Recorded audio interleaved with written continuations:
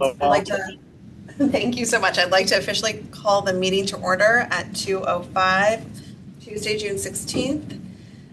Present here at the table, myself, Lauren Efron. Online, we have John Purcell, Jeff Galdenzi, and Jason Lee. That is our quorum. We can proceed. If we could all rise and say the Pledge of Allegiance. I pledge allegiance to the flag of the United States of America and to the republic for which it stands, one nation, under God, indivisible, with liberty and justice for all. Okay. First on our agenda, item number 4, approval of the Colliers invoice included in the backup. The invoice number is 00011811767. Motion to approve the Colliers invoice. I'll make a motion to approve. Thank you, Jeff. Can I have a second, please? Thank you, Jason. That's a second. All those in favor? Aye. Okay. Unanimous consent. We approve Colliers invoice. Jumping ahead, item number 5, to hear, discuss, review, and approve the commissioning agent RFP, also included in backup for today. I'm going to have Mark from Colliers. I'm so sorry. I did not acknowledge everybody else around the table. I apologize, guys, in my head today, last day of school. Also at the table, we have Mark Schweitzer of Colliers. We have Jeff Wazinski, Justin Hopkins, and Antonia Severella from Tecton. And online, yes, we do have also Sal Morbido from FPS. And Nick, thank you for joining us from Gilbane. Okay. Now, you have the floor, Mark. All right. RFP for commissioning agent. This is, we're going to be using the OGA's qualification-based selection, where we shortlist. We get the qualifications, we'll shortlist. The proposals will come in at the same time as the qualifications in a separate envelope. We will shortlist and then open up the proposals. Or we can do it one of two ways. I would recommend with commission agents and the upcoming other consultants that we have, the interview or the presentations are not as important as the architects or the CMs. There is very little interaction. Could you give everybody who may not be familiar, I think most are, but just what a commissioning agent does? I mean, we can all read through this RFP and read about it, but just the layman's terms. The commission agent takes what the design engineers have put for the mechanical, electrical, and plumbing systems and the building envelope, and basically make sure that what is built is what is on the plans. So in essence, sort of acts as an agent for the town? They are hired directly by the town, so they are the town's agent. They're independent. They have no part of the design. They have no part of the construction. They're there to make sure that. Like a third party independent contractor, yes. making sure that it's done. So what is on the plans is what is built, right or wrong, or whatever. If Mostly it's right. Mostly right. Thanks. Yes. But they are the referee, basically. They sit in judgment of what was built is what is on the plans. Okay. And they're also testing the various systems, right? So, and they can do the testing on every system in the building if you'd like them to, but it's largely focused on the mechanical systems, right? So that they test those units after we start them up to confirm that they are running as the design team intended them to run. So, if you think about a car, you buy a car, you don't need someone to drive it first to tell you that it's working properly, right? We've all driven a car, but these mechanical systems are largely new to different staff members that are going to operate the building for the next 50 years, et cetera. It's important to know that from day one, they're operating the way that they're supposed to. Okay. That's largely what those folks do. Thank you for that insight. So just so I'm clear, the commissioning agent essentially comes on board or starts acting on our behalf once the building itself is built. All the elements are, no, they're beforehand? They're there beforehand. Well, that's why we have them, hiring them now. Okay. Because they will be part of the pre-construction. They'll do the constructability reviews. They'll look at the owner's project requirements to make sure Okay. that they're designing to the owner's project requirements, and then make sure that that is on their drawings. And then when it goes into construction, they're making sure that what's on the drawings is what is being built. And as with any publicly funded, OGA-funded project, we're compelled under the Connecticut High Performance Building Standards to have the commissioning agent be part of the design process. Early on, schematic design. There's a schematic design conference. When we get into design development, there's a commissioning specification section, and the commissioning agent does threshold reviews, as well as make sure that the required testing is embedded within the project manual and technical specifications. All right, thank you all for that insight. Again, for those of us who are new to this, I appreciate that. So as we're talking, this is basically going to follow the same procedure as the architects or the design team and the CM, where we're going to get qualifications in Through bonfire. through bonfire. Everything's through bonfire still. Hi, Lauren. I'm sorry I'm late. The Wi-Fi here is horrible. My apologies. Okay, I hope wherever here is nice and sunny. So Thank you for joining us, Dina. we have the opportunity. To me, the commission agent selection is more of a pass-fail. They're either qualified and they have a good approach, and you proceed with the shortlist, or if they're not qualified, you don't shortlist them, and then you open up the proposals for their numbers. We do have the option as part of this RFP to interview them. That's why you'll see on the criteria that we do have 10 points. I've weighted the points as 20 points for the 4 categories and the 4. I'm sorry, on the 17 pages, could you just tell me where the criteria points are? Because when I was going through it, The criteria Here. points are on page 8. So I've got 20 points for relevant project experience, 20 points for the project team qualifications, 20 points for the project approach, and then 20 points for the fee proposal. I've also included 10 points for the interview if it is conducted. And we're still getting, the question is, do we have to interview the whole short list, or after the fee proposals, can we just interview the final 2 if it comes down to final 2? Because on the OGA. or do we even have to have an interview? Or if we have to have the interview at all, correct. Can I just ask for members on the HVAC building committee, was this something that was done? I know Jeff joined later. Was this something that was done, because that was the most recent We did not, committee? we did not interview we did not have interviews. You did not have interviews, they were qualified and you hired them? But they did. They did Have to do be the, graded. they did do the criteria.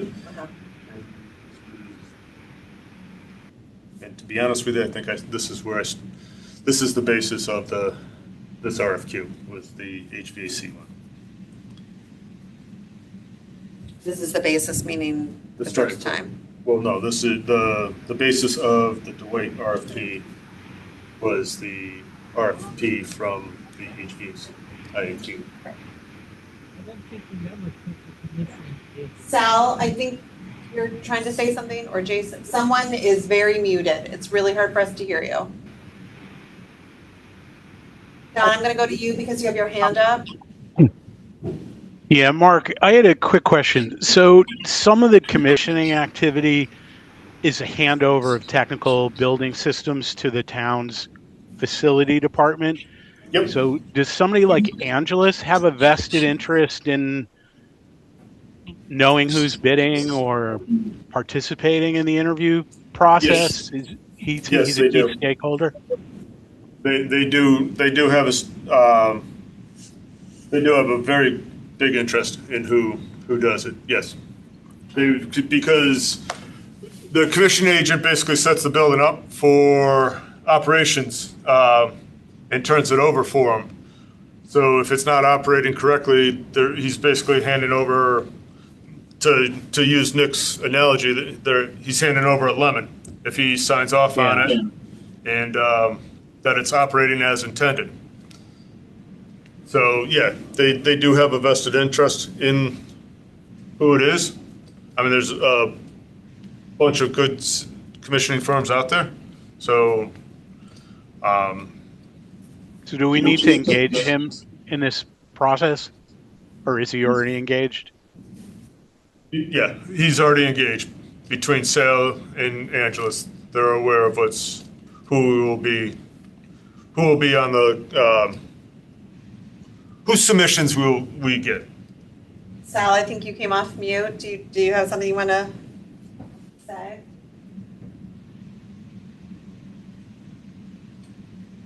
Jason? Hey, this is. Can you hear me? Now I can hear you, yes. Okay. Did we ever select a commissioning agent with the two other projects, Mill Hill and Holland Hill? It was just automatic, wasn't it, Mark? No, it was selected. For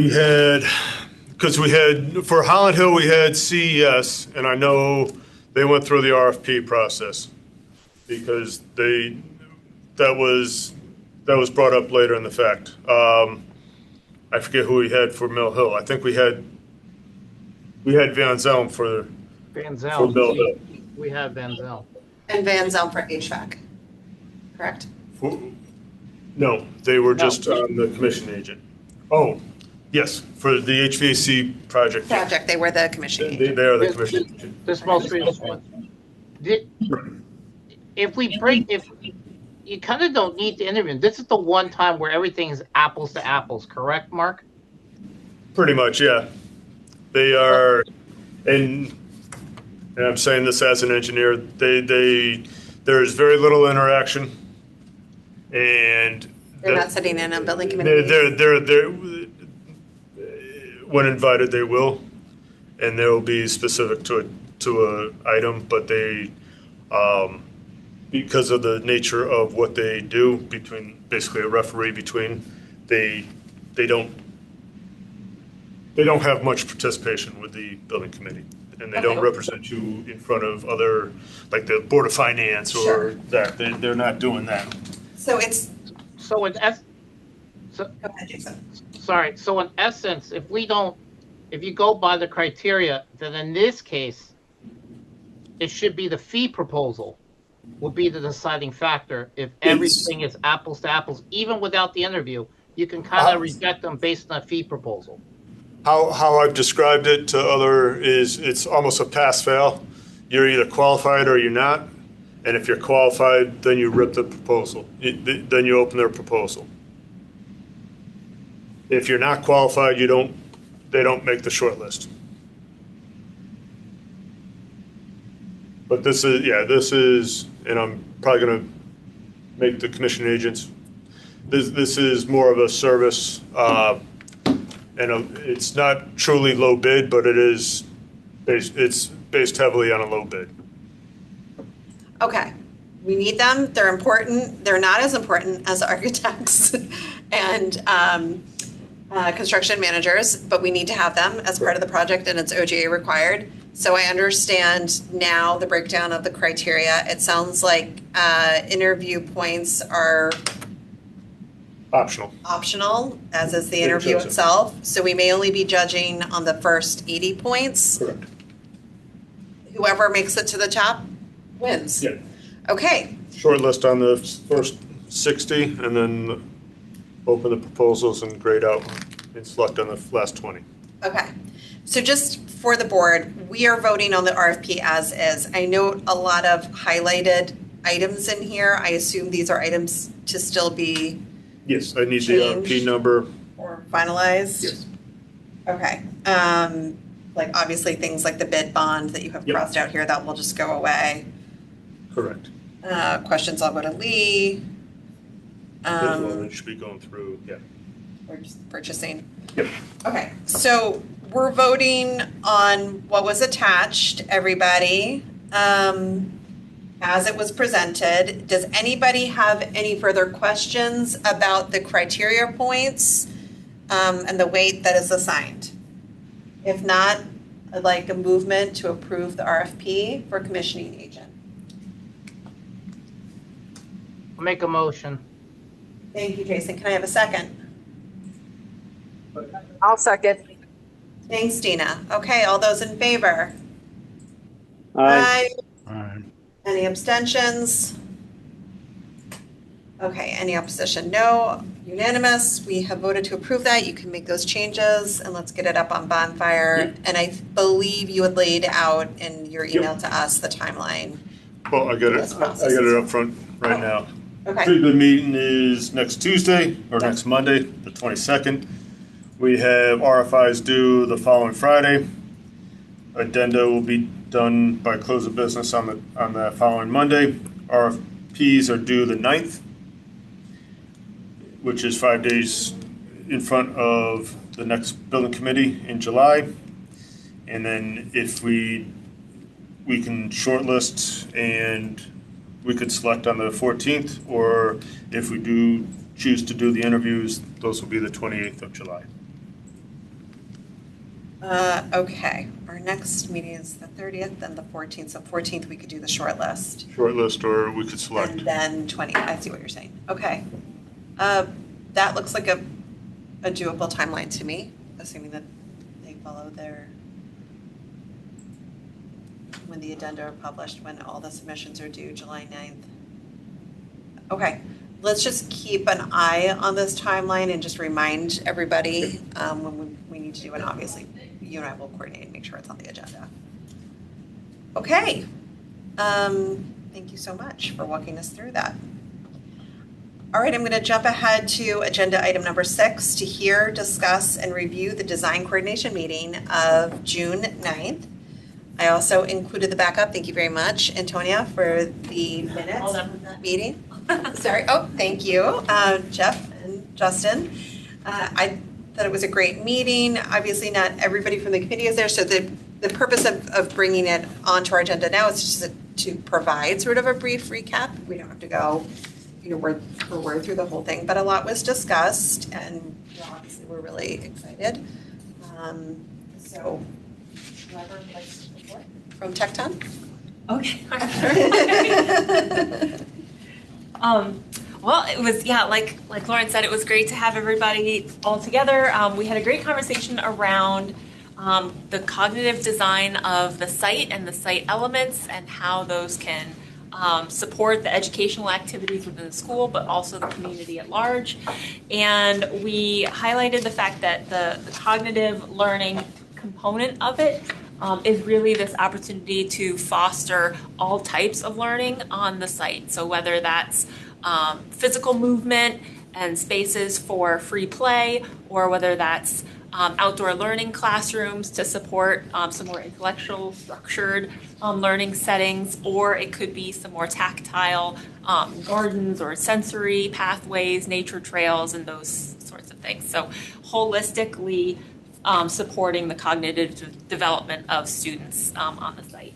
And we had Langan join us for that session, and they talked a lot about some of the sustainable site strategies, both for educational purposes, but also they can be some real significant amenities in terms of some stormwater solutions on the site itself. So lots to consider from a vantage point of functionality, but also beauty and aesthetics and resiliency on the site. And We talked a lot about precedent images and case studies, opportunities like amphitheaters for gathering spaces, for learning, but also community events. We know that the Dwight culture has a lot of opportunities to foster that. In our walkthrough, we heard there was a carnival, there was a movie night. So at one point in time, yes, both those things happened. But are no more. But we'd love to bring them back again, given the opportunity. Yeah. So I think creating those spaces where you can, celebrate the existing culture that Dwight is, and maybe bring back some of these other great pieces.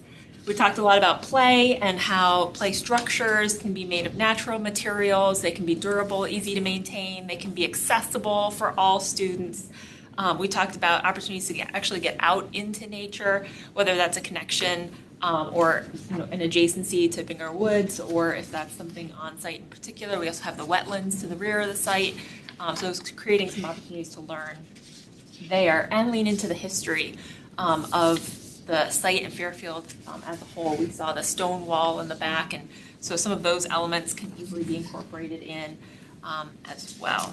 And I will pause there. Is there anything I missed? So we also took the opportunity in a lot of these design coordination meetings, we're trying to, gauge the aspirational, what's possible as we're developing the conceptual into schematic plans, but also balancing that with some of the nuts and bolts that we need to make sure that we're accommodating, enough parking, enough queue space for anticipated parent pickup and drop off, the quantities of buses that we can anticipate.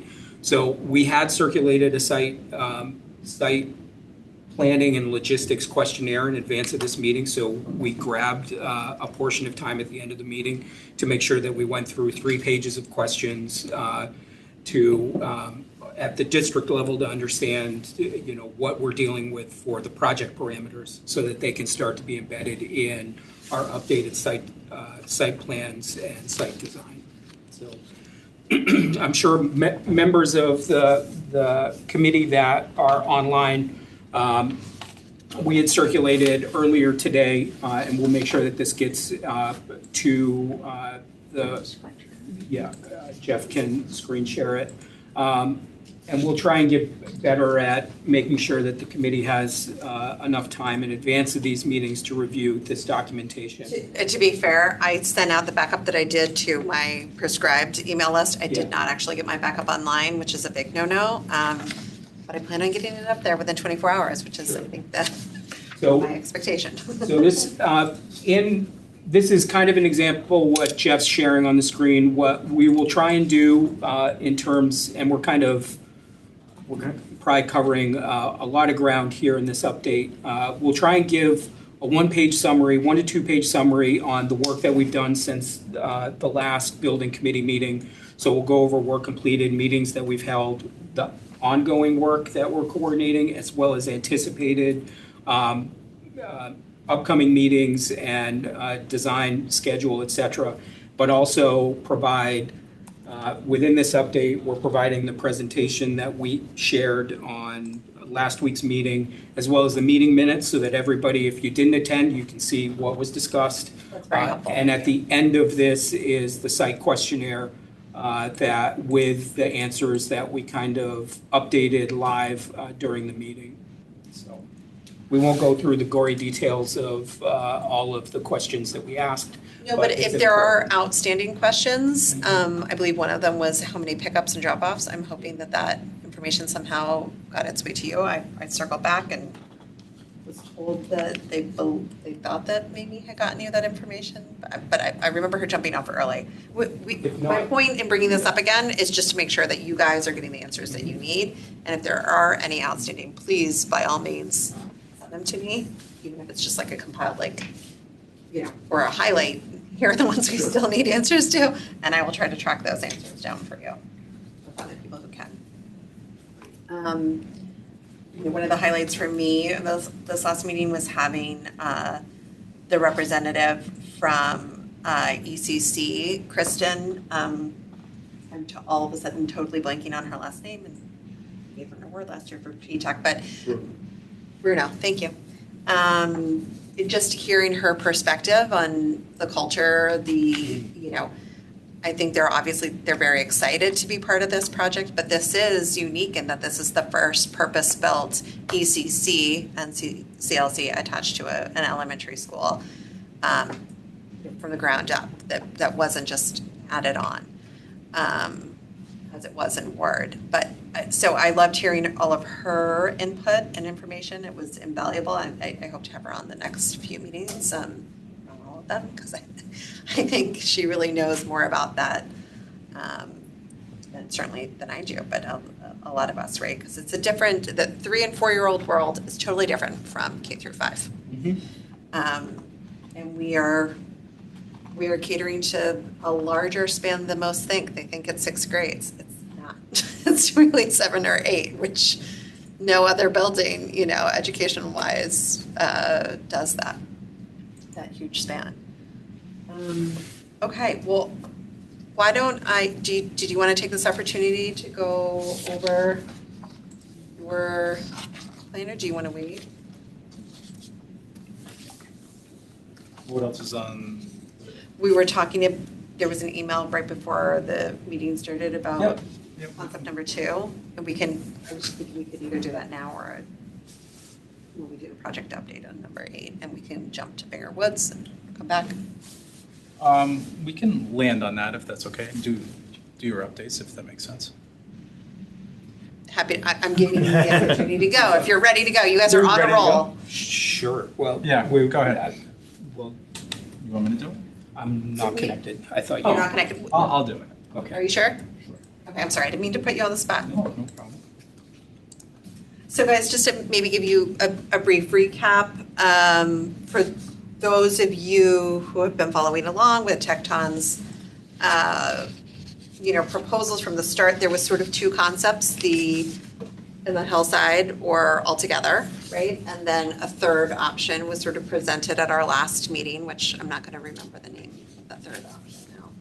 It was altogether version 2. Version 2. It was really Very creative. Okay, I was like, wait, was there a different name? Okay, but I think after having met, right, we're honing in. We're honing in on what really will work with the. I'll go through this. So Yeah. these are all the graphics that you have will have in your PDF from the design meeting. So I'm just going to skip over those, like questionnaire. If you don't mind, so we did walk 3 buildings on Friday, and I thought that informed.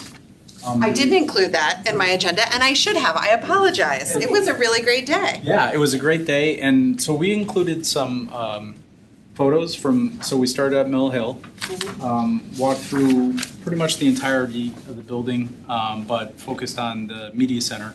And what's on the screen now is the existing media center that was, I believe, renovated. So starting on the top left and going clockwise, the image on the top left shows the skylight. We talked a little bit about getting natural daylight in from above, so that's an image. The middle top center is the computer lab connection to the media center. We talked a little bit about that at the last meeting, so I thought it was appropriate to share that. So you can see lots of glazing and the connection, double door connection to basically in the foreground is another teaching area in the media center itself. On the top right is teaching space. Then as you move around, the bottom right is image from the cafeteria, or what was that? APR. But I thought it was relevant in that the clerestory lighting, so the glazing from above down into the space, we all thought it was a good quality light in the space and allowed better use of the space, so I wanted to include that. Then in this middle bottom is a cozy nook that they created in the media center. And then the last one on the bottom left is really just a view of their bookshelves. And you'll see when we move on to the next walkthrough, all of the shelving is mobile, which is an important piece, and we see that nowadays. Go ahead. Well, at birth, here at Mill Hill, I don't think all Those are all buildings- fixed, yeah. Those are fixed, but those were the easy to reach ones. Yep. Whereas the ones along sort of the perimeter are a little higher up, so maybe for older readers. Yeah, that was an interesting comment in that, we think we can use the perimeter walls but they only can reach so high, so we got to keep that in mind too. Yeah. So I thought that was a good comment. So this is Burr Elementary. View of the hallway as you walk in. So you can obviously see the connection to nature and all the glazing. And then on the right side of this slide is the view of the media center with that, I'll call it a smaller outdoor courtyard, a direct connection to the outdoor courtyard, which is completely enclosed. So we talked a little bit about the maintenance aspects of it, but it certainly brought in nice light, nice connection to nature. There's some pluses and minuses when through the observations and the comments that we heard. Great daylight, great views, but temperature control is an issue. They don't often open the blinds that are on the upper portion of. She said never. They never open them. I was trying to be nice. And so that's something to just keep in mind because inevitably we'll be talking about areas to balance costs, and one of them is curtain wall and glazing compared to regular wall construction. Obviously, curtain wall, a glass wall like that is going to be cost per square foot much more than a conventional brick block wall. So we want to kind of, I call it, pick our spots where we want those views. Where can we best place views, daylight, glazing to take maximum advantage? So I thought that was. Is it great space, double? It was. She did comment. I just think it's worth noting because I've also sat in a lot of facility meetings with the current principal of Burr where they've talked about the difficulty in maintaining the temperature consistently throughout the building, but certainly in a space like this where you've got double height windows. And I think we even noticed as we were walking through, just even like the hallway spaces, you had some areas, if you're under a vent, like this picture here on the left, you might be cool for a second, but then you turn around the corner and all of a sudden you can tell it's hot.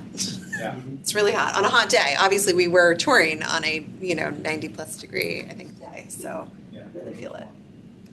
I think I have a couple other views. So this is the kind of flexible seating at the window wall. Just keep in mind if we are going to have a window wall like this, they put the radiant heat in the ceiling, which the heat doesn't get down to the floor. So I guess in the winter. Yeah, I didn't understand that. Why they would do it like, I know, not that you can answer for them. I think it's because they didn't want to obstruct the view and the glazing down below. Because the other answer to that is instead of the radiation, those are panels, basically heat panels. I don't know if they're water or electric, but basically heat comes out of them. The alternative option to that is just putting permanent radiation on the ground. Bottom, and then you're raising the curtain wall a little higher. So my guess is that it was an aesthetic issue, maybe. I don't know. She said it was hot when it's hot, really cold when it's cold. Yeah. So in some instances, we just got to pay attention to that as we develop the design. If we're going to put seating along a window wall, we just want to make sure it's going to be tempered correctly.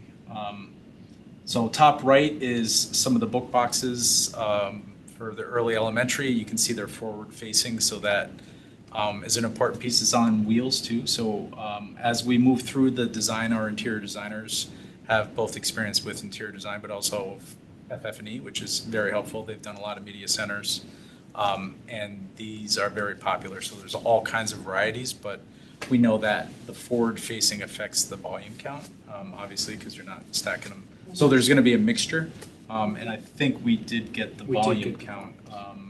So we'll start, as we start into finalizing or moving through the schematic design, we're going to start doing some test fit furniture layouts to make sure we can get the volumes of books that we were told need to be in that media center. Have the smallest library, so I don't think we can compare it to a Mill Hill or Burr, but I do think the benefits she was saying about the mobile bookshelves is that she could redesign the space anytime she wanted. She loved. It sounds like she really loved. Yeah, that was flexibility. And in most of the media centers we do these days, almost everything is on wheels. That's amazing. Yeah. Bottom right is, I think, what was originally designed as a computer lab or a breakout space. So you can kind of see the interesting furniture. That furniture, we've specified before as well, it creates all kinds of interesting shapes for small groups all together, separate. So it's kind of an interesting piece. And then I think this is the last one. We did walk the rest of the building. So they had the stage between the gym and the calf, right? Or, I know it's not the calf, but Yes. what is the? What is APR, all-purpose room, and they don't have a separate room. It was really gym, stage, Right. APR. So I think we witnessed things like storage and placement of those kinds of things are important when you have two openings into both spaces. But it sounded like it was a positive. Again, nice natural daylight, connection to nature. Images on the right-hand side. The upper display was an important piece. Even though it's been there for years, I think it's really inspiring. And I think that was done by parents, or at least some association related to the parents. And then the storage was, the cubbies on the bottom right were, I thought they said maybe an afterthought or weren't well executed. So we just want to make sure that we focus on that, whether it's FF&E or built-ins. We just need to make sure we accommodate the locations. I wasn't necessarily right there when you guys were talking about this, but I do know that one thing that Dwight has, I think a lot of other schools have, is this piece of when kids are coming into the lunchroom, where are they putting, or I should say, before they come into the lunchroom, sometimes they walk their lunch boxes and their water bottles down, sometimes in the beginning of the morning. Literally, I've seen big Tupperwares where everybody kind of piles their stuff in, and then it's two students' responsibility to transport that into like a waiting little area in the lunchroom. And so perhaps this bottom right image was what they thought was going to be the lunch landing spot. Again, these are for kids who are bringing food from home, right? Not getting the cafeteria food, so provided by the school district. But it is a big thing. I mean, I would say the majority of kids at Dwight, not mine because I love that she wants school lunch and I don't have to make it. But some parents really feel strongly, but I certainly felt very strongly with my first one. She's the third child. But a lot of people bring their stuff in. And it's, if they're all walking to recess, which they go to recess first, then lunch, with their stuff, the likelihood that they're going to forget something, drop something, lose it is highly likely. So I think having my point in all of this is having some kind of storage unit inside the cafeteria or just outside the cafeteria to put the lunches, I think is important. But it doesn't have to be cubbies. I would think you would need it to be large enough for like one whole class to put at least 15 lunches, say, right? Dwight has small classroom sizes, but that may change. Right now, there's a big discussion about max cap in all classrooms, and it's currently 23. We hope it stays there, but it might go up to 25. I just would want us to be sure to accommodate enough storage space for all children to bring that. Yes, Jason. I think the elementary schools I've been and seen, from what I remember, it's usually like a laundry basket that the kids put their lunches in whenever the teacher says, like you said, when they go to recess with their water bottles and stuff. So it's not as much permanent there. I think it's by the class or the teachers. And then that's back then. If a kid's, like, I don't know, health-wise, do they need refrigeration? I mean, things have changed since all these buildings have gone up. So the only thing that requires refrigeration is the shared snacks, right? There's been this whole push for, since we started doing the composting, there's now shared fridges in every cafeteria, where if you have a packaged item that you haven't opened, like carrots or apples or milk, rather than throwing it away or putting it in compost, you put it into the shared fridge, and any time of day, whenever someone is hungry or if they forgot a snack, they can go back and they can grab from the shared fridge. At the end of the week, anything that isn't being used is then collected and redistributed to local food pantries. It's a great way to cut back on food waste. Yeah, waste, yeah. But there's not like a large fridge, Jason, for kids to put their food in. It literally comes in their lunch boxes or bags. And then, like you said, it looks like a laundry basket, but it's usually just big, like Rubbermaid containers. at Yeah, the top. that's usually what I've seen. Just because also that if the teacher wants to move it, it's not permanent, it's not in their way or whatever. I hear what you're saying, but I'm just saying You that's think- how it's been done. I just think there's a better way. Like, Yeah. like there's, Yeah, even there's if a way that there's it's like a not just like or something. a giant, Yeah. I mean, they'll still need the container to transport it. So that not every kid is coming and dropping their stuff in the lunchroom before going to recess. It's usually just one big pile of them, but I think that rather than just having something on the floor, it would be nice to have an area to put those. Okay, sorry, enough about lunch boxes. These were Dwight's these were Burr's solution Yes. to lockers. Oh, they didn't have lockers and this is No. what they do? Yeah. These were in the classrooms, but they found that it was too bulky in the classrooms, so they moved them out to the hallways. Hallways aren't big enough, so they put So it had nothing to do with lunch boxes, sorry. But good trajectory. Well, it's good to know about Yeah. the lunch boxes and the storage. I don't think we'll have that problem. I don't know the size of the classrooms here, but the ones that are programmed here at Dwight are big enough to either have them in or out of the classroom, and safely have, 24. The lockers we're talking about. Yes, Yeah. lockers, cubbies, whatever choice is made. I think we have enough room on either side to do it. So Okay. programmatically, anyway. Okay, so so the third building or third site was the Dwight School. That's where we landed on Friday afternoon, more or less. So these are a few images on the left of just the some of the imagery in the hallway and the history, and then on the right is, for those that aren't familiar, is the media center. So on the left side of the next slide, just more photos of the media center. We also, again, I think Mimi spoke to the glazing up high and the ability to basically put storage or shelving underneath it, and then just highlighting and stressing that portion of the wall is basically below grade for this particular building. So just making sure that if we are doing something like that, we waterproof appropriately. And on the right side is the U-shaped courtyard. Kind of bottom middle is just how they enclosed it, which I thought was a creative way, albeit I think aesthetically, we maybe can look for something a little bit more enhanced if we decide to do something like that. Or if we land there with schematic design, but I thought it was nice. You thought it was nice? The outdoor, so this is one of their biggest complaints, just so you know. Yeah. Is you can't get from one hallway to the other without having to go outside. And I think, well, for me, what the Unless you go principal all told the me, way down. it was nice to walk underneath this. To get outside. Maybe the kids don't like it so much. So I guess there's conflicting information on that topic, but. There's others, like North Stratfield has similar configuration. Yeah. Enclosed walkway. Yeah. And Sal could probably name a couple other ones Yeah. that have the enclosed walkway in between. This was the solution for Dwight, was to cover it, but Yeah. not. I think it was more Close. security, right? The outside chain link is more security. Yeah, right.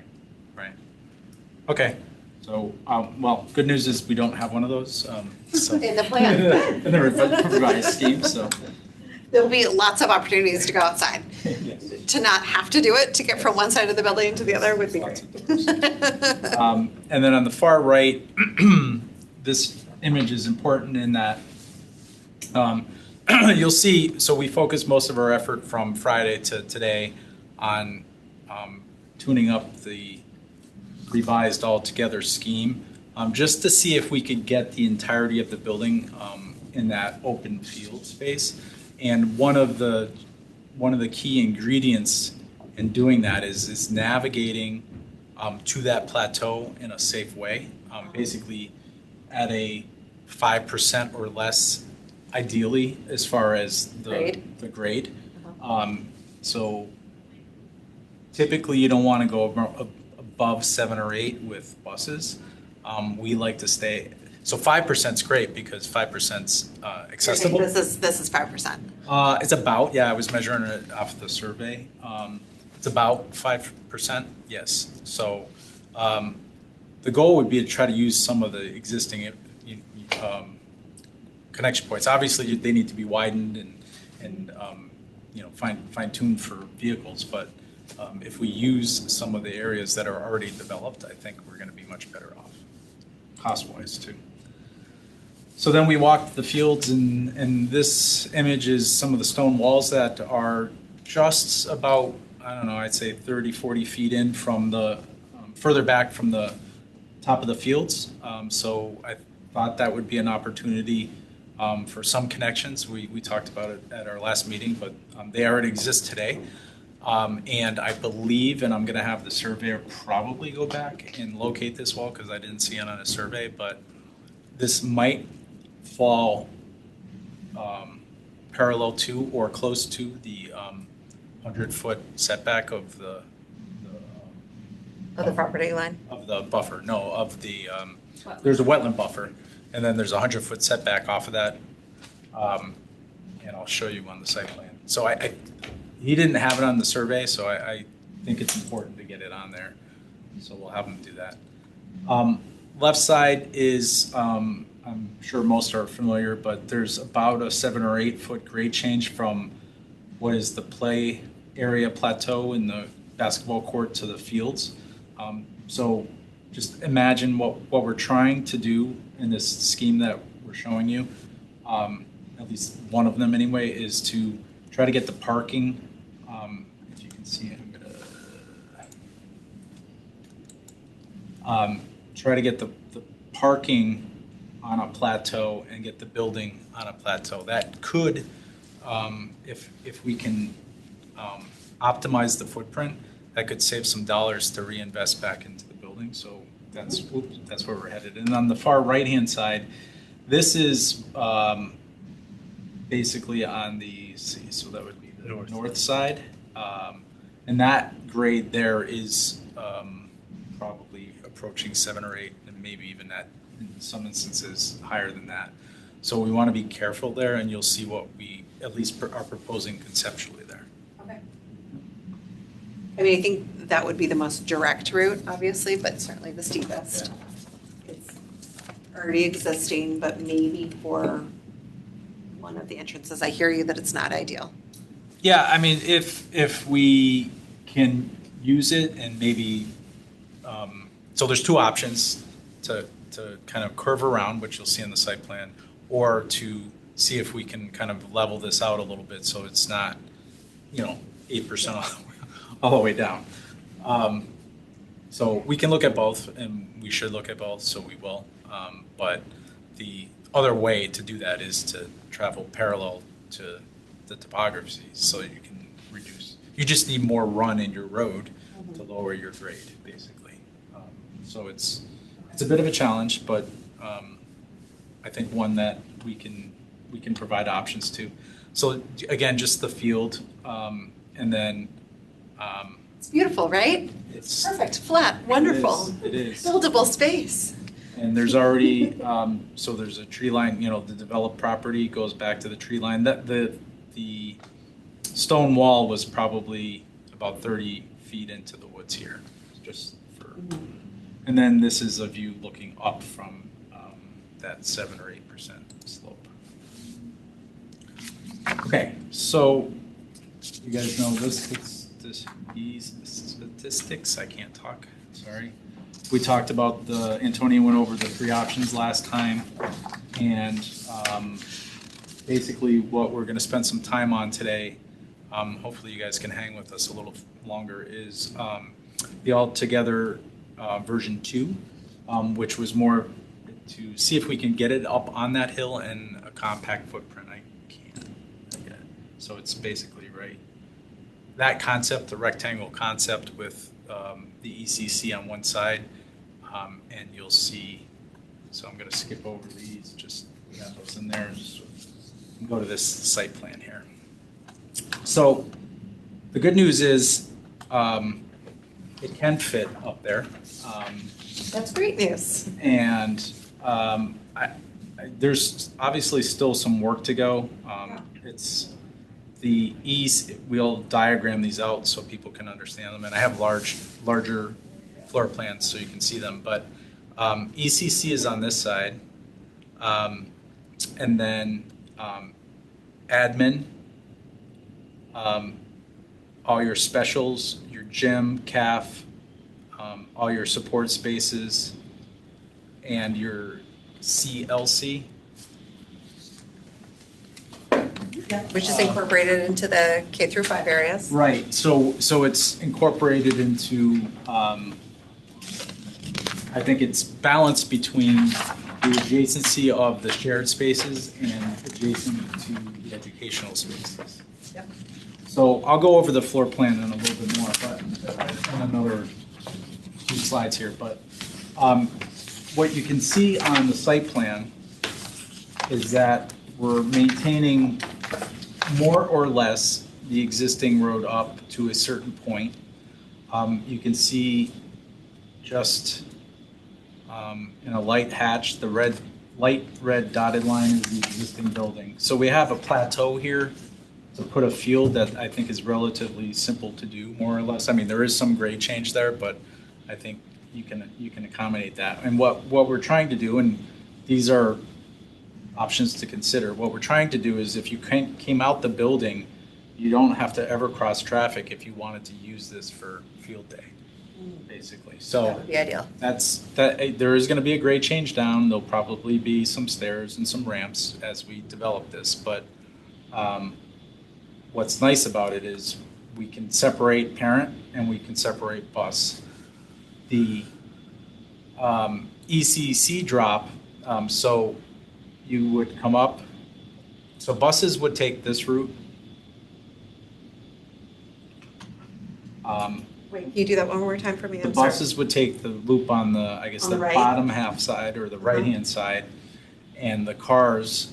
And then double back and come back down. Yeah, and yes. So what I was trying to do. So this grade right here is, believe it or not, is about 5% all the way up. It flattens out around here and then goes up another 5% here. So it's the reason why you see we snaked it like that is to get you up here in a way that we're not necessarily the only significant grading that we're taking off the top of this. There's a kind of a, I don't know what you call that, knoll, if you will, right here. If you can see that on my screen. So you come up, buses would be on, I guess, the right side, parents would be on the left.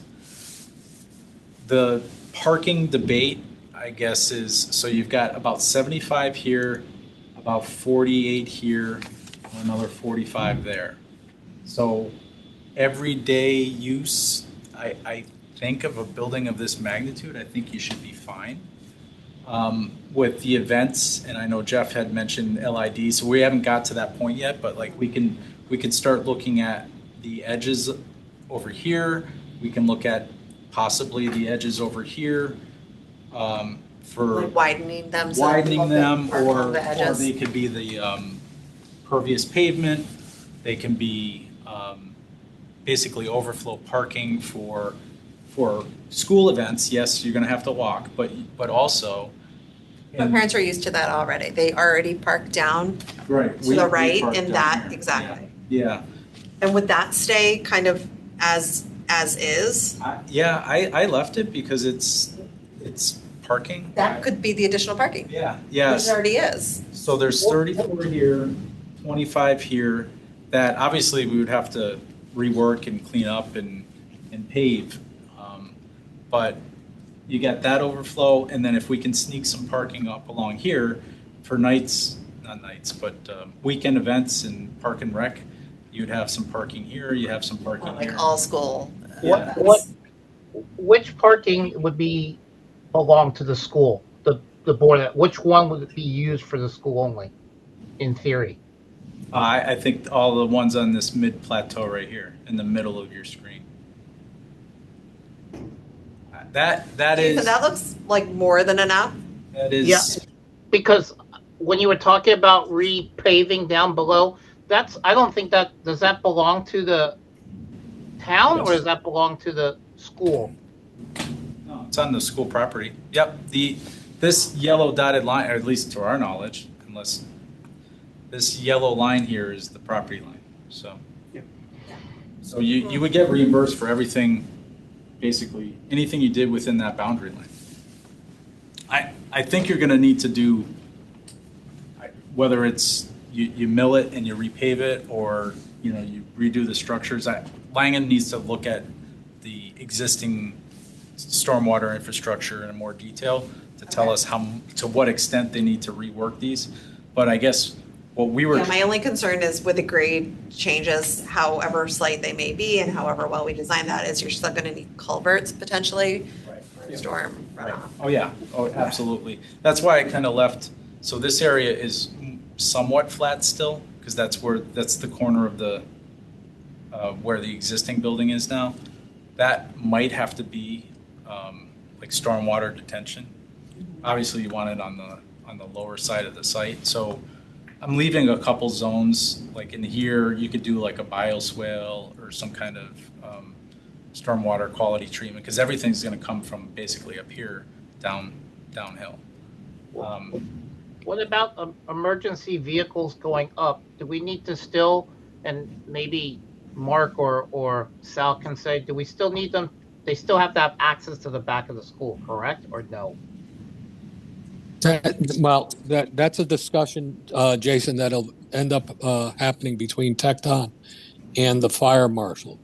From a building code standpoint, you don't necessarily have to have fire vehicle access to the back of the building, but there is an overriding state law that gives the fire marshal some extra discretion as to the placement of fire lanes. So it becomes a discussion between the officials and the designer.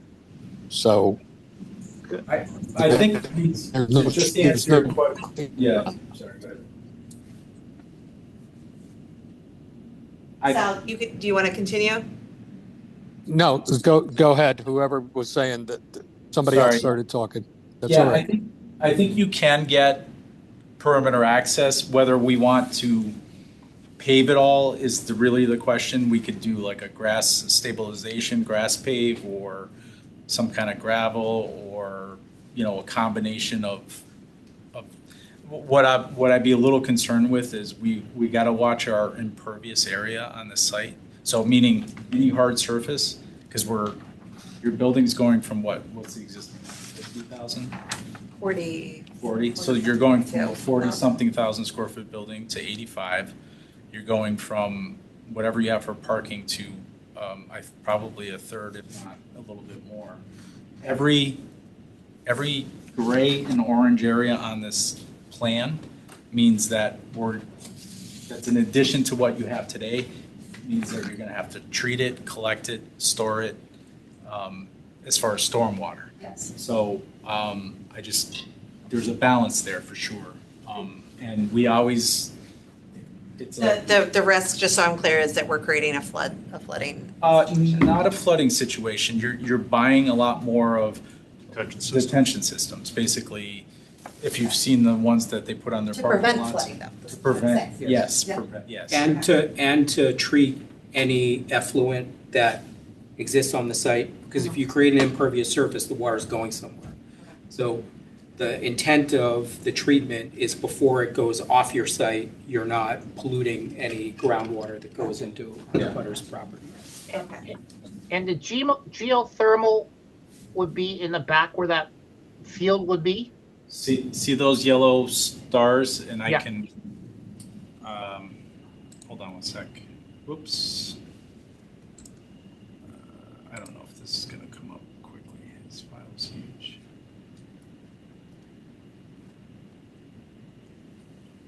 My computer just has to catch up. There it is. See, so I think we could put them somewhere back here. That's, I think, 80-ish wells, maybe. And it's what we want to do is get it next to the utility room, which I think is going to be on this side of the building, or at least right now it could be. So we want to try to get.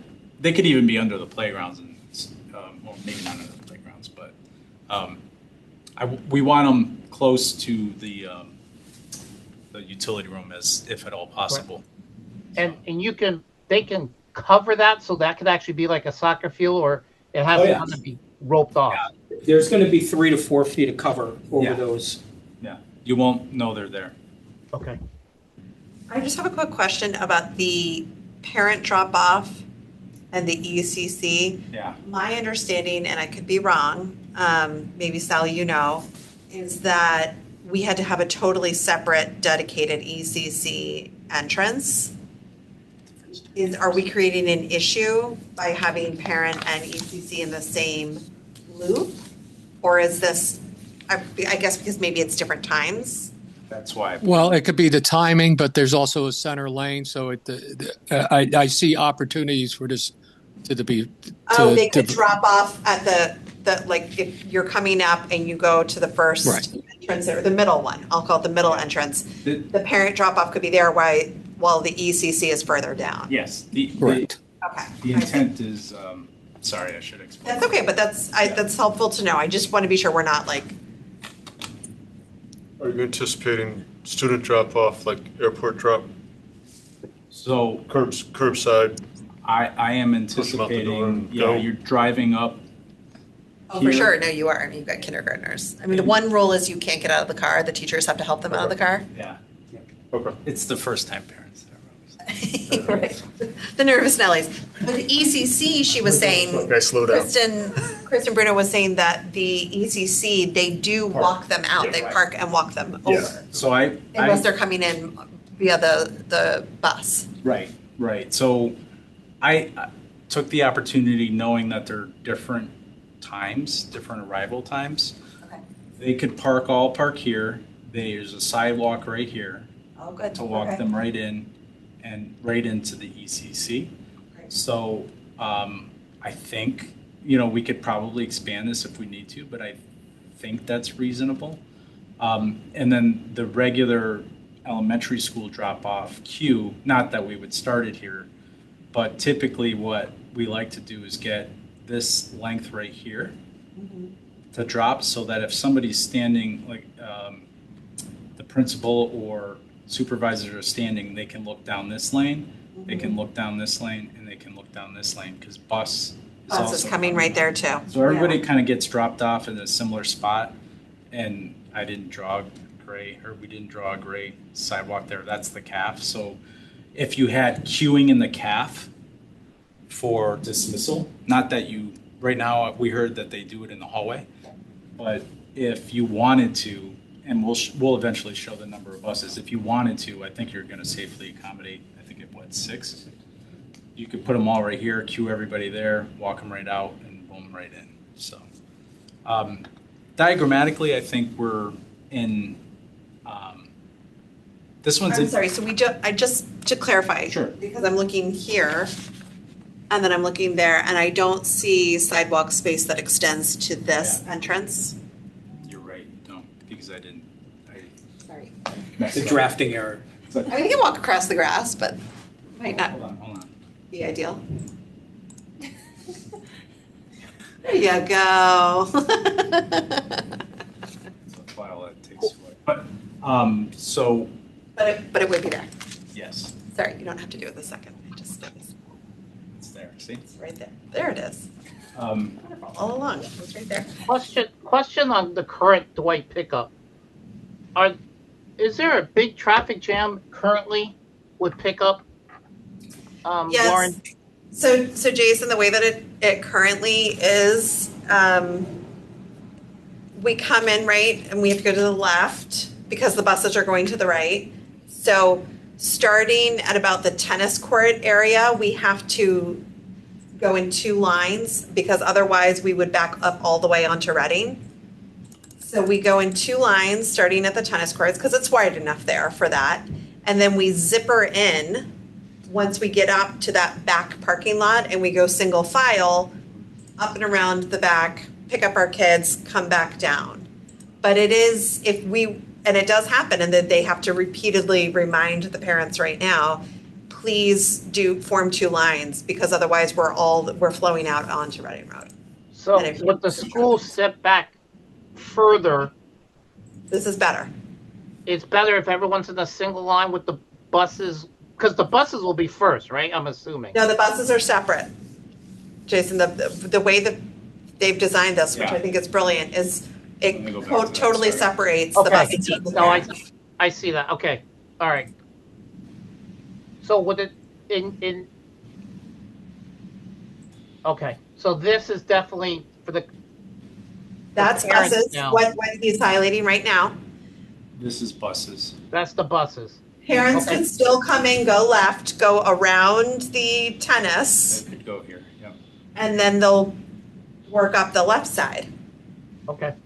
I It's better this for you is- guys. yeah. Yeah, that area will need to just make sure that the lines are very clear.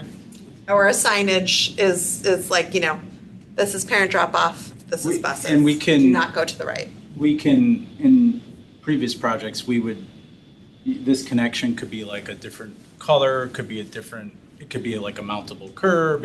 I left that connection there because like off hours or on weekends, if you're a community member and you need to, I don't know, there's some kind of event. Yeah, you want to access both sides. You have the ability to do it, so it's not, I'm sure it's not, it'll be cleaned up for sure. It's just, I left the connection there, yeah. John, you have your hand up? From the parking lot to Wait, the front of the. I'm sorry. Follow up on that. go ahead. From the Well, parking lot to the school, do you still need a physical barrier to separate the two? Especially if, like, I'm just thinking safety wise. So you're picking up your kid and your little brother or sister's there and takes off running. Do we still need some of, like, I don't know, at the Holland Hill was a fence.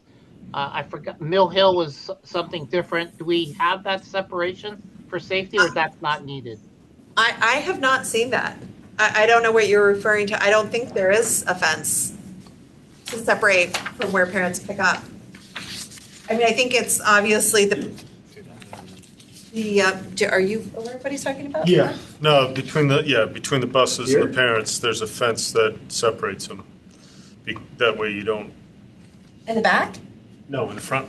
And at Holland Hill, the buses it's a double shotgun. Oh, Holland, I'm It's a thinking Mill shotgun, Hill. I'm yeah. so sorry. I'm not Mill familiar Hill with is a whole Holland Hill. separate parent drop off from the buses. Yeah. I mean, You're talking about this barrier, this part in between? yeah, basically where his cursor is, you could put a fence there so you don't get people across. You kind of corral everybody to where they need to be going. I think, well, that's a detail that Yeah, I think that's there's a something lot of that we- different, to me, a fence is kind of I think there's some exploration that's there. We've had other clients with this separation that we want to, for service vehicles or maintenance, we want to make sure that we can drive across that, like a mountable curb, but also in others, there are other environmental barriers we can put Maybe if there's- the safety. Those Yeah, I things wasn't that sure come out what- of the ground. Yeah, that what can needs come up to and be down. done or what? I wasn't sure if it was that scenario, because I'm also thinking the ECC, because this project's new, right? We're attaching an ECC too. Are there added security measures there?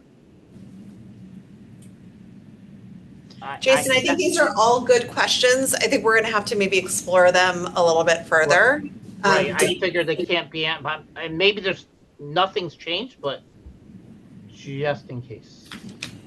Okay, thank These are you. good questions. I'm going to give the floor to John now. He's had his hand up patiently for a while.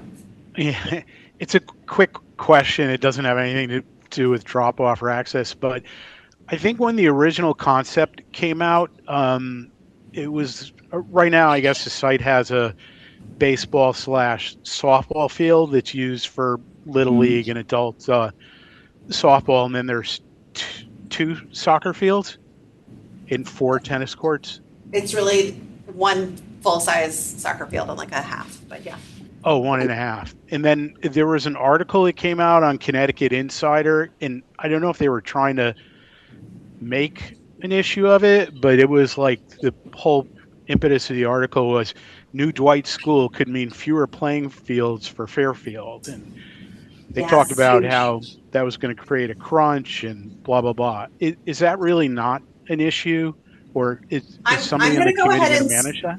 I think I'm going to go ahead and state for the record that that was very much a pushback from one side of the town. Maybe it Yeah. was financially motivated. However, it made it on whatever that morning guy is, the radio guy, something in the morning, Storm and Norman. And they also, a member of the Board of Finance had, Anthony Calabrese, head of our Parks and Rec department, on asking if he was made aware that he was going to be losing some field space. I think overall, the long-range facilities plan for the Board of Ed has outlined the need for this school for very good reason. I don't have to go back. I know Jason certainly knows the concerns for the current building, which is safe to occupy, but it's very old and we've had lots of issues and Band-Aids. We are where we are because we need a new school, not because we need to maintain field space. There is also a long-range facilities plan for the Parks and Rec department that includes multiple fields over multiple years. So I'm not concerned about the adult league softball field, and if they want to come to our meetings and push back on it, okay. I haven't seen them here yet. So it should also be noted, though, it doesn't matter because once the bulldozers get up there, you're not using any fields until the school's done. So whether I want to point out that the children aren't using the field either. So they're Correct. also not going to be having space until everything is completed and the field is returned, and then we get the additional field, which I'm so happy to see on the current Dwight footprint. So I think overall, some of the plans that we had seen didn't have two fields. In the plan, so the fact that we're getting a second at all is a win for me. And if they want to discuss turning that into a softball field. I think the dimensions are not the same. A softball field takes up just too much land. I mean, we can, this area in here, I'm not suggesting. Our charge is not to return the current field space that the town has. Okay. That was never part of the. Okay. Okay. But thank you for bringing it up, John. I appreciate it. I know that there is a certain section of our public that was concerned, but I think the overwhelming vote was to approve the project because it was deemed more important than the softball fields for adults. Yeah. So none of our preferred conceptualized site plans have a softball field.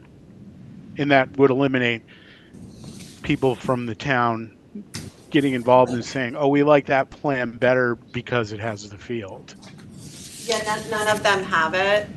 But I will, there is one consideration, I've thrown this out there, I just think it's worth noting if we're really gonna go down this of which fields have what. RLMS, their current new turf behind the school is a regulation-sized lacrosse and soccer field in addition to baseball and football. They've got like every single sport laid out on the turf.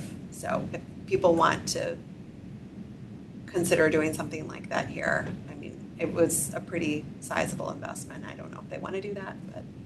So from a school perspective, what is nice is this is on pretty much the upper plateau, if you will, the flat, but it also, I think it gives some of the comments from the last meeting where it'd be great to have like a protected play behind the building. Yes. And this, I think, affords the opportunity with, relatively modest, you can see the line of the development. It provides an ample area for, recess that's next to the CAF. It provides outdoor education, outdoor play next to ECC. So I think there's enough room on the back and the side to accommodate a variety of different outdoor activities. And again, we'll look to refine it regardless of what fields. I would point out the one thing that is used, but not so much by the school. It's more like a gathering spot. But on that plateau where we talked about where the flat play area next to the playground, it's like a little basketball court. I do think somehow incorporating That's a good point. into a blacktop area a basketball, an outdoor basketball court, I think is beneficial, A, to the public, and B, to the school itself. He does, our PE teacher does use that. Okay, Yeah. we'll make sure we work on that. We'll explore locations when I get into the plan. So just generally speaking, gym, caf, kitchen, and That little extension there that I see, that's for like kitchen deliveries, I'm assuming. Yes, yeah, loading, utility. I was trying to, you can see this is the setback line right there. So we have additional setback. We're trying to be sensitive to the existing neighbors as well. Well, but there is a bit of topography right there. There is. It does drop, so we're sensitive to that. I think positioning, and I still think there's a little bit of kind of refinement to the plan that could if we can trim the dimension in this direction, 5-10 more feet, I think, it's going to give a little bit more opportunity around the building too. But we're not within any of the setbacks. We're right at them on this side, and we're much further away. So I think Also not the noisy side of the building because it's just loading. Okay. Yep. That is true. Yep. So this is just a more detailed view of the same. I guess I should have went to this one. That's where the geothermal is, the playscapes. CAF could come right out to an outdoor. We'll look at blacktop play. What are the circles without the smiley face? Those without are- the ice? Those are outdoor education. Whether they're just right now, Kristen will develop them. They're just placeholders. But what's nice about the plan is you can see these alcove anywhere where there's kind of a cut in the building are opportunities to get to the exterior. Because I think there's a balance between getting doors directly from the classrooms, and then doors that are reasonably adjacent to the classroom. So that's what we chose here. We can certainly change it, but let me go to the floor plan to kind of walk you through. So that orientation, so this right here is basically this right here. So it kind of just turns from here that way on the next screen, right? So the ECC set up as kind of these houses. So we're still working on massing and aesthetic, but the scale in this portion of the building, I think, needs to be recognize the occupants. So I think we're thinking like little kind of villages in scale here. So a very kind of collection, if you will, of buildings on the left side. Its own entry, office, conference, door out. So I don't have doors out from pre-K. We certainly can, but door out. I think it is required. It's not required. It's not required. No, not by code. But so you'll see in the plans, most of the plans that we do, we really spend a lot of time focusing on where the views are and the view corridors are, obviously from the classrooms, but also from the corridors, so that your connection to nature, natural daylight, all of those components are worked into the building. So when you enter, there's some relief here. Incidentally, because I know Mark will ask me, this is 84,775, so it's below. It's under the 85. Wonderful. So I should have started with that, but I thought you were going to tell the group that I was going to ask an architectural question. yeah. And it's not. So all of the, I don't even know what color this would be, but that's the ECC. I think it works well. One of the things we can look at is, so there is one protected outdoor play area. I like that. That's for ECC. Could be for ECC, could be for media. So outdoor reading or outdoor play. But so it's something to consider. It's a vehicle to get, I think, a connection to the outdoors and daylight into some of these spaces. This grew. It's obviously not 1100 because these other ones. We had that conversation last time that it was the one. I forget what other building, but Sal measured it. He said it was around 13 or 1400 square feet. For their multi-purpose room. Yeah. And that was when everybody was all in there. They felt that they fit. It was a little bit larger. But this is the ed specs that were approved. I wonder if we have to stick to that unless, I mean, we don't want to have to go back and ask them to change it. So I'm sticking to the spaces, but if we can like make the hallway a little bigger in that area, so something. I see what you're getting at. Something creative to alleviate it. Sorry. Jason, did you? Two questions. I see what you're looking at here.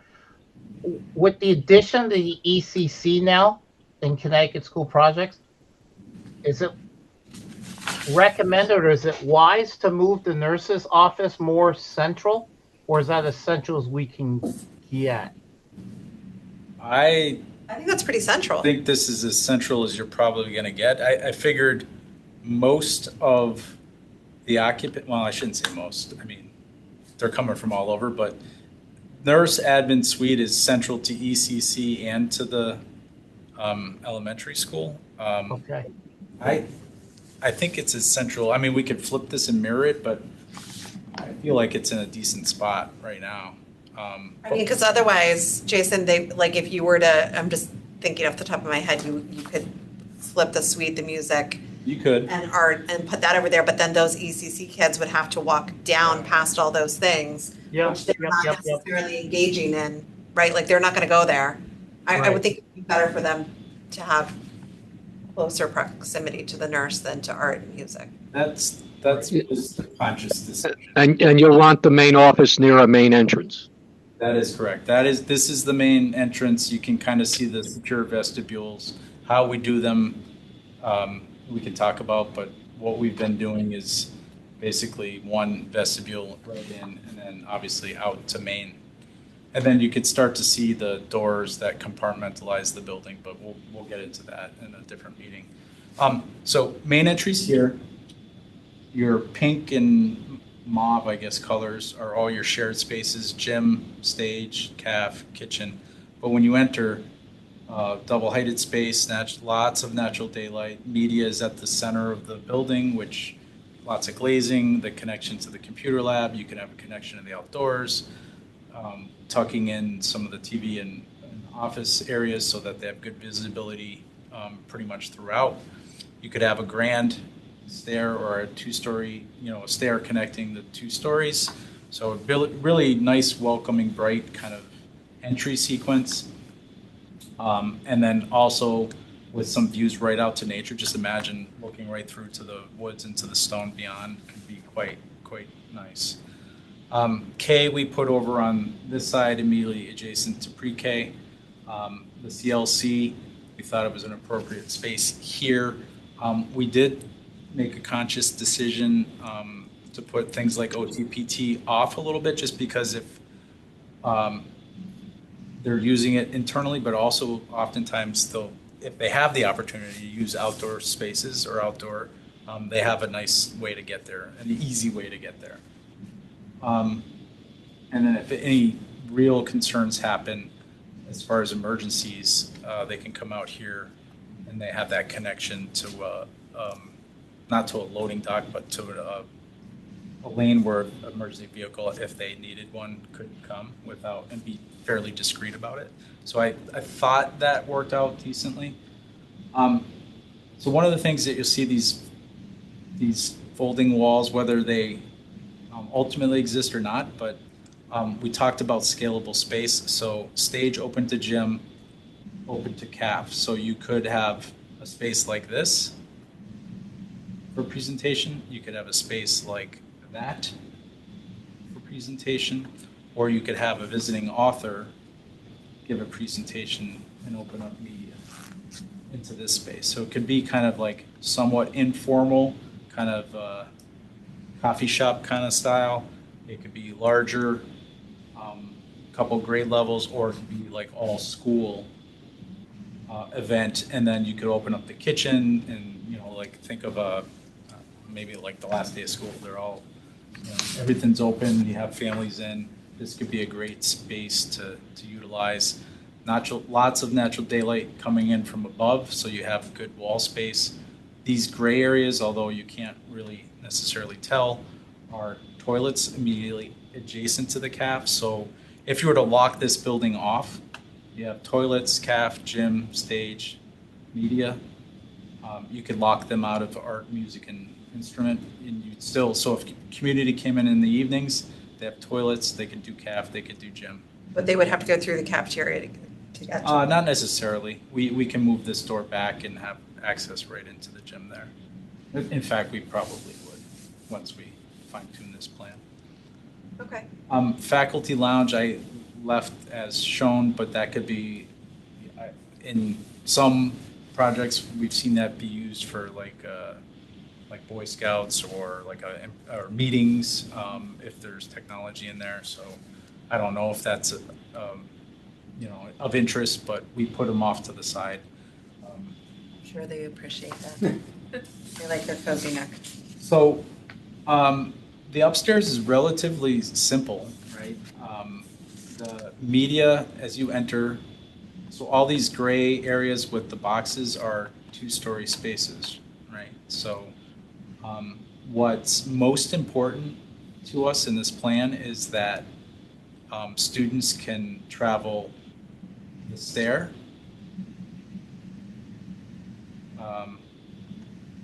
the central stair to get to all of their art, music, gym without having to go through 3, 4, 5, 1 or 2. So nobody has to go through another person's corridor or another grade level corridor to get to a common space.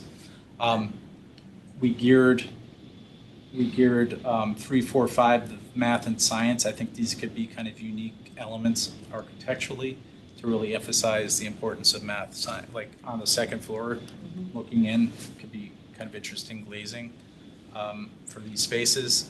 And then I didn't shade this, but that could be possible expansion if in the event in the future. We were often asked. Yeah, Nicole was really interested in building and capacity to add on if needed. Yeah, and I'm not too keen on, and this is not an easy area.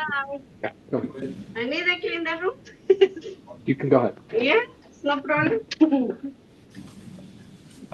This isn't an easy area because some of the utilities are below, so I think we have to be strategic about it, but it's just an easier area to think about. And then you can start to see the roofs of these smaller houses that we're starting to think of traditional shapes. And so that's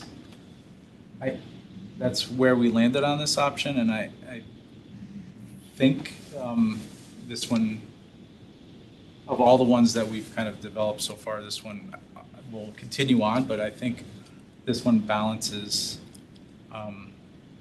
you know, so Norwalk was very similar in that we were studying stepped buildings and retaining walls, and we studied all kinds of cuts and fills, and where we landed was the most economical way to put the building on the site was to build it flat, basically. So, and then You stepped into the. yeah, because it you know, it adds a little bit of complexity. I'm not suggesting that this is going to be the most economical one, but this might simplify long term, like a lot of the, like some of those other schemes early on, like even the earlier studies that we didn't do were almost like 3-story. This is a pretty simple, like you have to think about the students that are navigating this building. They're pretty young. I mean, 5th, maybe not, they'll get it, but it has to be simple, you know? Yeah. So that's the work that we've done over the last, I think, couple of weeks here. So, well, this one was from Friday. It looks great. I don't want to provide any criticism because a lot of time and thought and effort has gone into this. I have one concern. Yeah. Is there a way to connect, if we're doing grades 1 or 2, Yes. here to here? It looks like you come back to this. Is there like a walkway? Yes. Is there not? See, on this side, there's a connection. I just don't. See this right here? So what I thought would be interesting would be, so upper media. So in a pre-K to 5, we've done, how many now? So a lot of our, not all, but some of our, so the Cheshire one that you walk through, Barnum, has an upper and a lower media. I haven't been to it. I want to. We'll get you there. We'll get you there. Because I know you guys are opening in September. Yeah. I've got a list of field trips that I want to That one's a good one. provide as opportunities for our committee, but I would really love to see it. Both because I want to see the geothermal, but also I just, Yeah. design was really what piqued our interest in you in the first place. So this would be the connection. Okay? And I'm not 100% sold either on it because I'd like there to be a better. I just think those 2 grades, like since the kindergarten I hear is you. downstairs, I hear you. right now, and I'm not saying we need to continue this, but right now, it's a pretty clear division between this is K through 2nd on one side Yeah. at Dwight, and then, like right now, my daughter who graduated 2nd is going over to the big kid hallway, right? And she's 3 through 5th. And it's fine, but if you're gonna divide 1st from 2nd, I think it's helpful for the kids to know like almost where they're going next Sure, and to see sure. it. Yeah. I'm not saying you have to like line it up on one hallway. I'm just saying a connection would be helpful. What Jeff was starting to say, sorry, Yeah, I didn't. is that in an elementary school where we have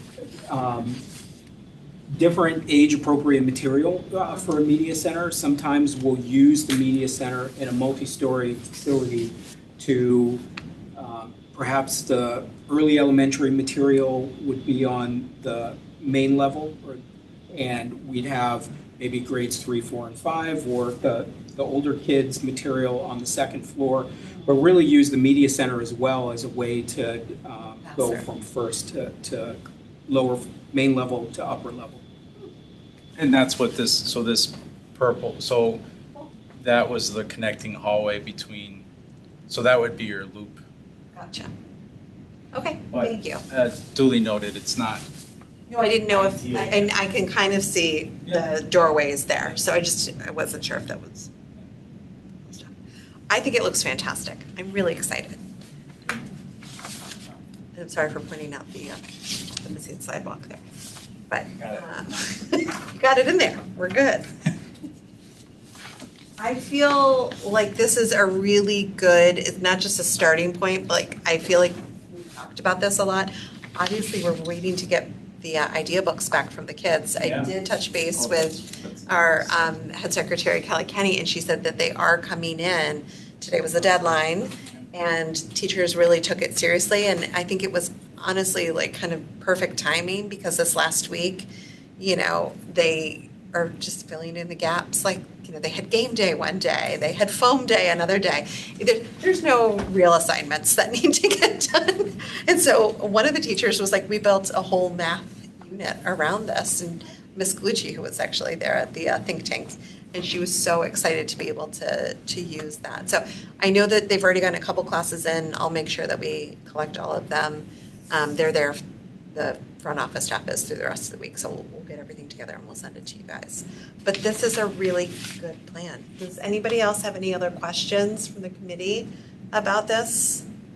I think this is like, this is it. This is where we can start going. I'm glad you've seen the space now and you see it as it's possible. To put this all up I there. think the walkthrough on Friday was helpful without snow. I mean, it was like 100 degrees, but still. Well, and now you really saw what we're working with in there in terms of the temperature. Okay. Fantastic. I'm so far off my agenda now. Sorry. Yeah. No, I love it. Are you kidding? That's what we've been waiting for. Okay. You know what? There's so much more here to discuss, but I do just want to take a minute John, I'm going to put you on the hot seat. John Purcell, one of our committee members, really put a lot of thought, time, and effort into compiling possible conservation and educational opportunities with potentially Binger Woods. We don't know if that's a possibility yet until we talk to conservation. But I love the idea. One of the main things we heard in the think tank was the potential to incorporate outdoor education into not only the curriculum, but just the building itself somehow, whether we're having outdoor classrooms or we're finding a way to engage in maybe some of those nearby trails in the woods. So just jumping ahead to agenda item number 7 to hear, discuss, and review conservation and educational opportunities at Baker Woods, which I can't thank you enough for, John. So I'm going to give you the floor for a little bit. Again, we have not discussed this with the town yet, but the fact that we bump and are right there next to Binger Woods is a wonderful opportunity. I didn't want us to not explore. So, John, when you're ready.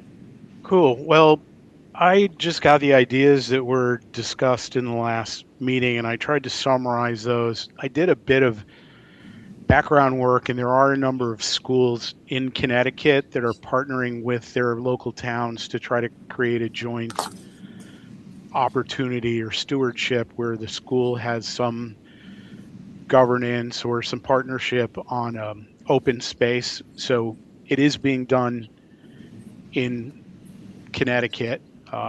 In Fairfield, I think the only thing close to this might be what's being done up in the Audubon Society, which is a standalone Audubon piece, but they're using it for educational events. So kind of just threw out there background on what are the possibilities and the challenges, which are really just that the town conservation department and conservation commission have control over Binger Woods. So they understand what are the limitations, what is the future direction. And it seemed like the best first step would be to get a couple people to meet with Tim Bishop, who I have not personally met. I spoke to somebody who knows him and says he's a very reasonable guy, and he would be probably a great first step to have a couple town residents who are on the committee to meet with him and just have an open conversation to test kind of what the appetite is for partnership with the school and what that might look like. So it would start with really just an exploratory, informal conversation. I'd be happy to participate, but like I said, I don't know Tim and I haven't worked with him on anything. And I don't think it's important for us to know exactly how far would the school want to go with this partnership. How would they exactly want to use the woods? It would be just more of a casual, open conversation about what the possibilities are, and then follow-up conversations with the school and with the town, and probably quite a few meetings to narrow into what this actually would look like. Well, one of the things that intrigued me, especially in your sort of the conclusion at the end, is the possibility for teaching the students about conservation and stewardship of the land. It does look like to me, it's relatively untouched. There is an access point, but there's not like a trail map, right? Yeah. At least on the cross highway entryway.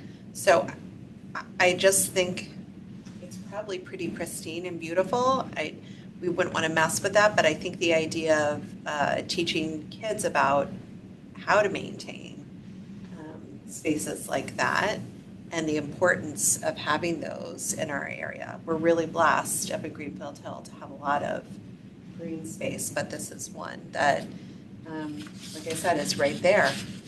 I would love to find out if it's possible. So I do not know Tim either, and I apologize for the go over, but I kind of wanted to just bring it to the committee first and see what they thought. I just really thought this was a great plan and a possibility of, exploring this further. I did want to point out one thing you mentioned about the Audubon. Jeff actually sent me an email earlier when we were talking about the different, there's Audubon, there's the Aspetuck Land Trust, there's also the Mill River Wetlands, and actually there is a partnership with the Mill River Wetlands. Most of the PTAs, to my knowledge, I know ours does contribute annually a certain amount to the Mill River Wetlands project, but they provide an educational opportunity. I think at Dwight it's starting in 3rd grade and then again in 5th grade. We actually take a bus and we go down to the Perry Mill Ponds. And they've created like a new trail there. It's called the Joy Shaw Trail. She's the founder, and I believe her family, or she and her husband, gifted that area to the town years ago. She's a fascinating woman. I think she's like 100 years old now, and she's still out there. And they talk about erosion. They talk about the importance of wetlands. They talk about the migration patterns of birds. So all of those things are great. I think the woods, though, are kind of untapped, and this is a pretty cool way to do it. Doesn't in what capacity now? I'm not sure, but let's explore it. I love this idea. So I think Mary, who's on the call, I think this kind of ties in with her background or experience. I was interested. Is she still on? She is. Yeah. So it's the Mill River Wetland Committee. Joy is 95, turned 95 in March. She lives in the Red House, which is the old mill across from where they go to the schools. I'm on the board of that. I work a lot with Tim. Tim is amazing, very progressive, very, very interested in doing collaborative work. So I don't think I think the problem is that we have over 100 open spaces, but we only have about 20 that have trails. So the problem would be for him getting funding to make a trail. He'd be, I'm sure, interested in doing that. He's got, they bought that house on Sturgis Road right next to the Joy Shaw Trail. And that's always been open space. That was not Joy, but that was my thing. I gave it to her. So that's supposed to be an education center. So he already has it in his mindset that, he wants to marry education and nature. I love this. So I think, you will find an ally. I think the problem is funding. How do you get funding for him to get trails that would work? And also, the maintenance of it. If the kids are going to be on the trail, you want to make sure that they're maintained so that they're safe. But if you go on the town website, you can see, you just look up open spaces, you can see the spaces that have trails. I heard recently at some meeting, there's a new initiative, a project to try to connect, I don't know how, through trailways, because like you said, there's multiple open spaces throughout town, but there was someone I heard recently trying to form a committee or commission to connect all these open spaces so that there could be sort of a continuous trail loop. Well, so the Bike Ped Committee has a guy that he's in Chicago now getting his MD, but he's a runner, and he had created this map, and it's called Harbor to Hills. So it gets yes. Yeah. So it gets you up into Easton and then back down again, and it's for the most part in the open spaces, but there are a few places where you have to cross things.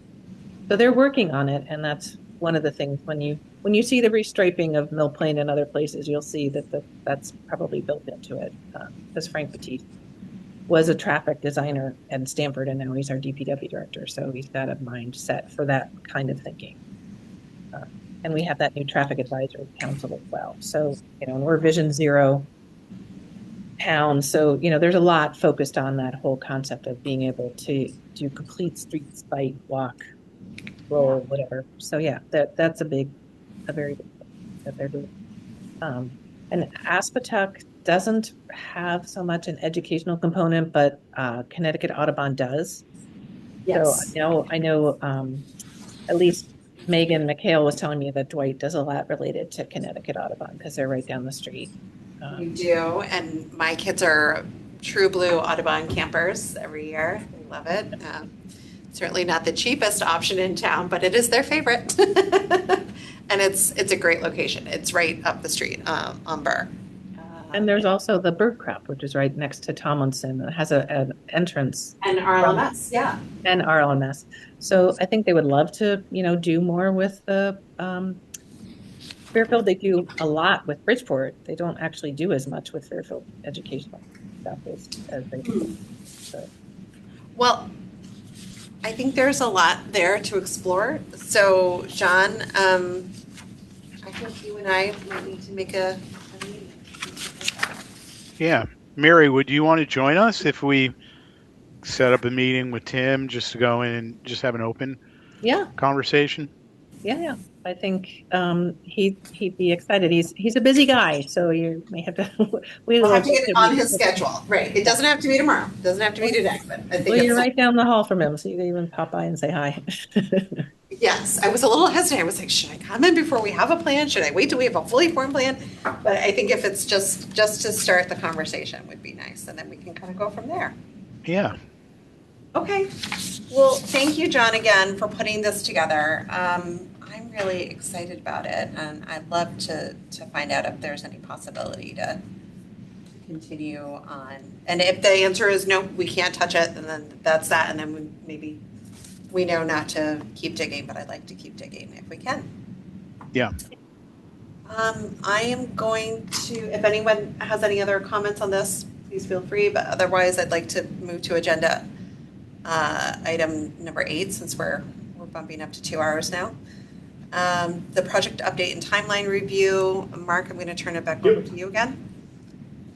Just real quickly, I've got, and it's coming up right now. Basically, this is the month of July, so we've got the commissioning RFP approved. We'll issue it tomorrow. We'll have the... What? June. Yes, it is June. You said July.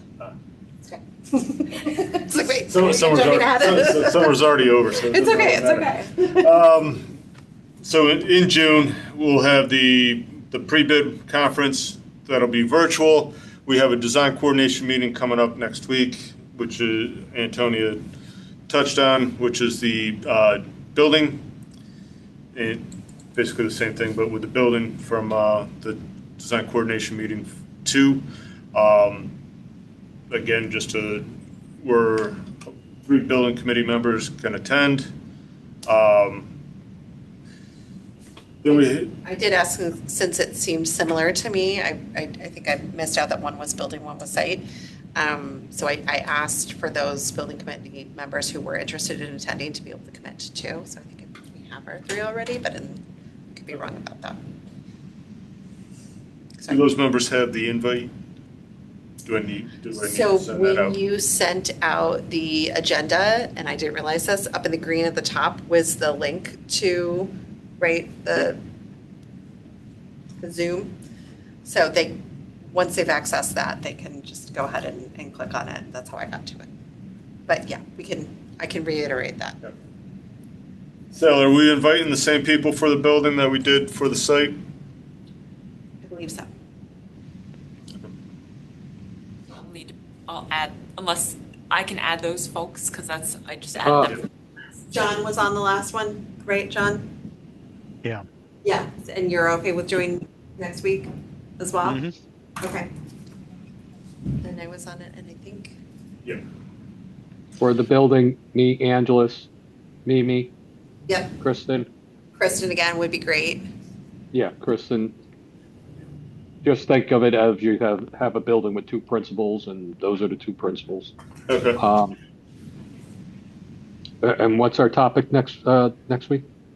So it's the same as last week's. It is. Yeah, and then all the same people. Okay. Yeah.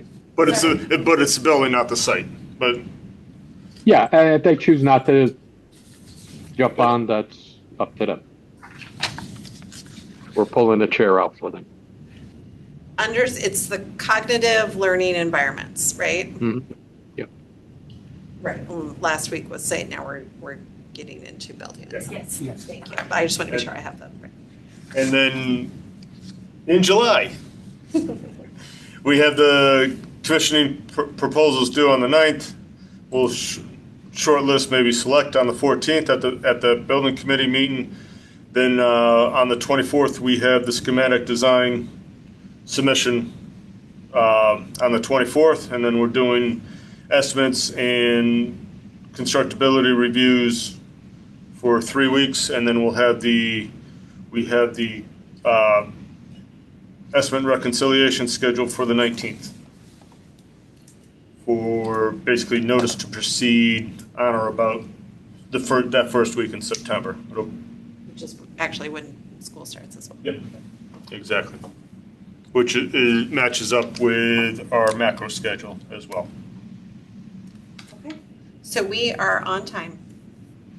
We are Yes. moving ahead. I really appreciate everybody's work on this. And thank you, Mark, for keeping us up to date on where we are on the timeline. I think it's good for us to have that, sort of 2-month look ahead. Okay. Agenda item number 9, open board discussion. Is there anything at this time that anybody wants to add, ask, suggest? Leave it open to the committee members at this time. Okay. Moving ahead to public comment. I know we were lucky to hear from Mary. If there's anybody else from the public that wants to contribute at this time, I just want to make a point of always having public comment on our agendas. Okay. The time is 3:56. I motion to adjourn the meeting at this time. All those in favor? Aye. Aye. I think so. Okay, our next regular meeting for the building committee will be on the 30th. We will be meeting here or online.